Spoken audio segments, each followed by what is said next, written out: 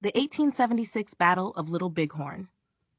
On June 25, 1876, in the rugged hills of Montana, a battle was fought that would go down in history as one of the most significant clashes between Native American warriors and U.S. military forces.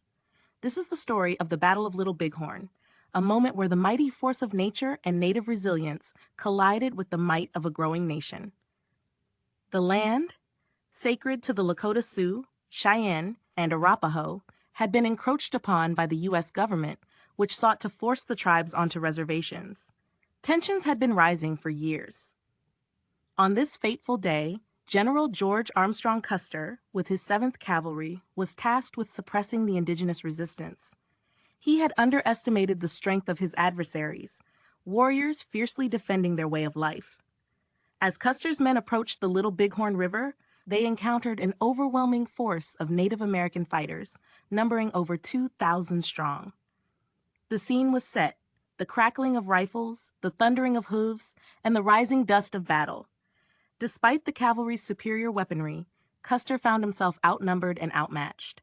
The warriors, led by Sitting Bull, Crazy Horse, and other revered leaders, fought with unmatched courage and ferocity. They were not just fighting for survival, but for their culture, their families, and their land.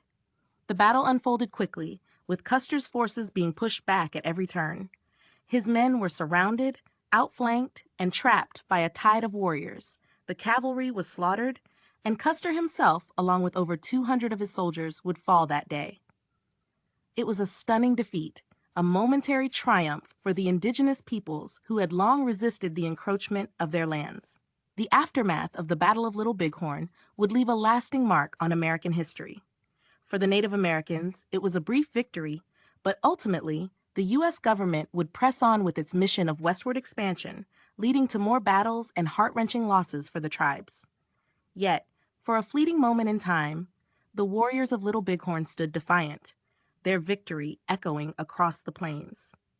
To help the channel grow, remember to like, share, and subscribe.